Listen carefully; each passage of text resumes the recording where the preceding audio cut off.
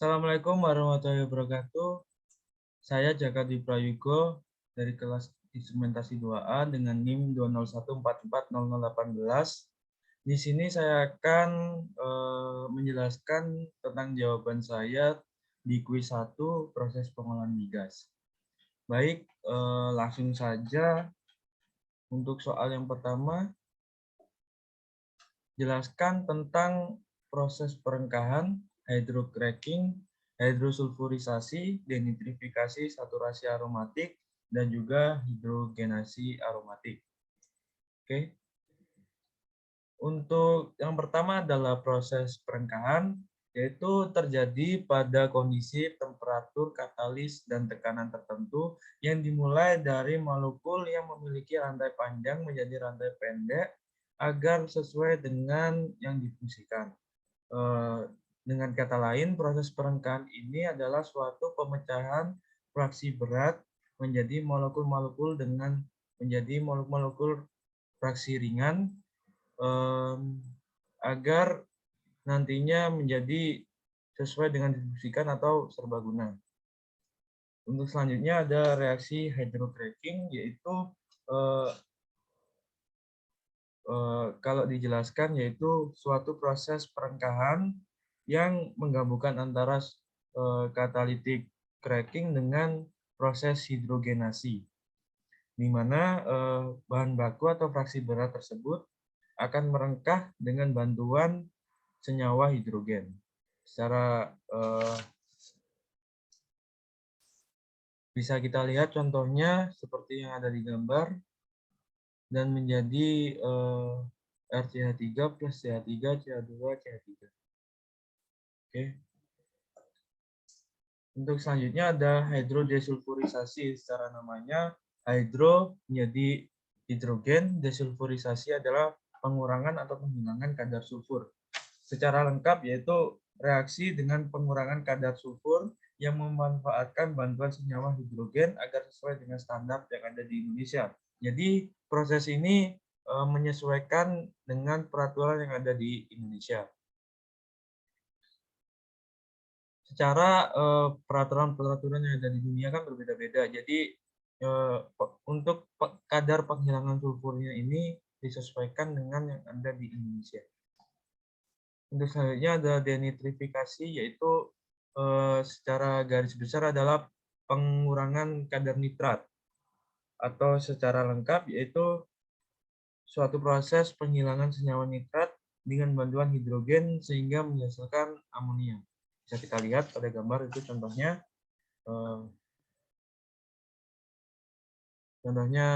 Dari denitrifikasi tersebut.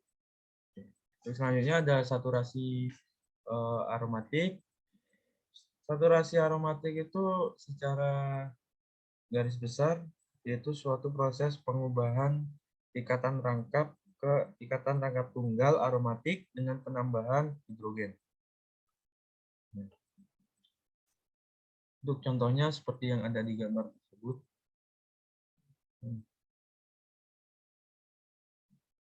Selanjutnya ada hidrogenasi olefin. Hidrogenasi olefin itu merupakan suatu proses penggunaan hidrogen ke hidrokarbon ikatan rangkap olefin. Secara garis besar seperti itu, dengan contoh seperti yang ada di gambar tersebut.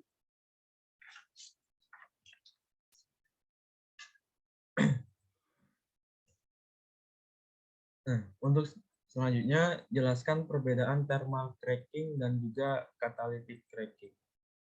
Nah, secara namanya kita bisa membedakan thermal cracking ini berhubungan dengan panas, catalytic cracking ini berhubungan dengan bantuan katalis.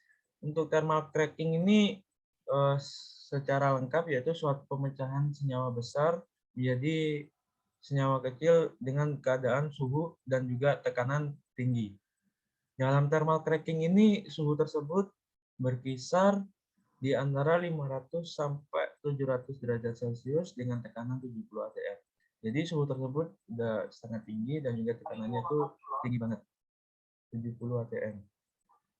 Biasanya thermal cracking ini diaplikasikan dalam produksi bensin thermal atau fish breaking di yang ada di layar. Untuk selanjutnya, catalytic cracking itu suatu perengkahan rantai karbon panjang menjadi molekul rantai karbon pendek menggunakan katalis. Nah, seperti namanya, ini menggunakan katalis. Biasanya suhu ini berkisar 475 sampai 530 derajat Celcius dan dengan tekanan 20 atm. Biasanya diaplikasikan pada bahan bakar angka oktan 65 sampai 70. Nah,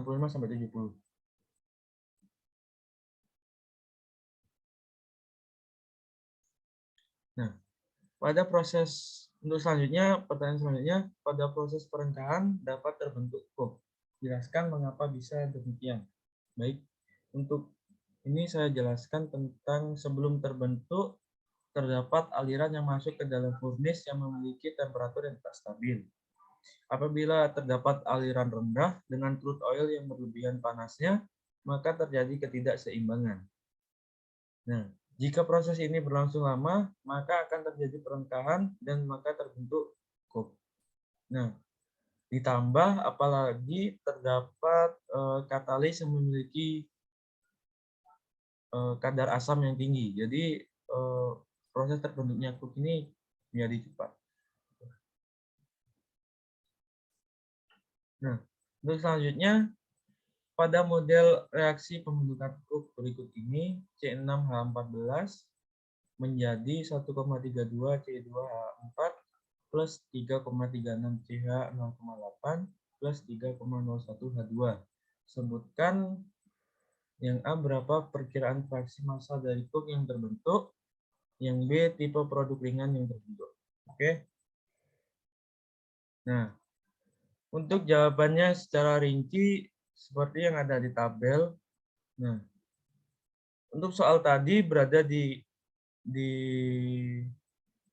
golongan saturated dengan reaksi C6H14 menjadi 1,32 C2H4 plus 3,36 CH0,8 plus ditambah 3,01 H2. Nah, dengan reaksi yang nomor 3 ini, maka perkiraan fraksi dari reaksi tersebut adalah 0,50 dengan tipe alkena. Sehingga jawabannya yang A 0,50 dengan B, yang B adalah alkena. Oke.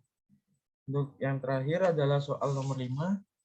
Nah, jelaskan aliran proses secara lengkap dari gambaran proses hydrocracking di bawah ini. Yang pertama, inputan VGO dan H2 dipanaskan di preheater sebelum masuk ke furnace. Nah, setelah dipanaskan di preheater, masuk ke furnace untuk dipanaskan pada suhu 455 sampai 485 derajat Celcius. Setelah masuk ke furnace, maka akan masuk ke reaktor. Proses cracking ini menggunakan katalis fixed bed reaktor. Caranya, molekul akan berkontak dengan reaktan dan katalis sehingga terjadi reaksi dan terpecah. Nah, produk selanjutnya masuk ke high temperature separator, pada tangki dipisahkan dan produk gas ke atas dan dipanaskan lalu masuk ke tangki reaktor. Kan seperti yang kita ketahui, gas akan selalu di atas, masuk ke atas. Nah, proses tersebut dinamakan hydrocracking karena pada proses tersebut dibantu dengan hidrogen atau H2. Nah, sebagian dari gas high temperature masuk ke pendinginan dan masuk ke separator low temperature. Sehingga nantinya akan diproses. Setelah diproses, massa jenis berat akan masuk ke kolom stripper dan bercampur dengan high temperature separator. Nah, setelah bercampur, akan terdapat inject steam untuk proses pemanasan dengan hasil off gas. Dan fraksi berat dipanaskan dan masuk ke fraksi berat lainnya.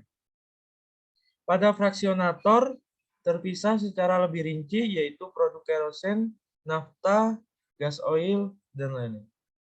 Seperti yang ada di gambar. Nah, sementara fraksi berat dipanaskan lagi menghasilkan dengan low sulfur.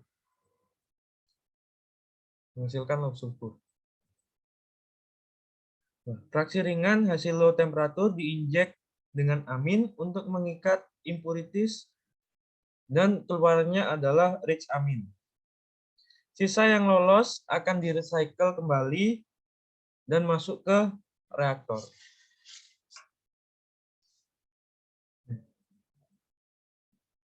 Untuk soal kuis tersebut sudah saya jelaskan semua mulai dari nomor 1 sampai 5. Apabila terjadi kekurangan atau kesalahan, saya mohon maaf. Wassalamualaikum warahmatullahi wabarakatuh.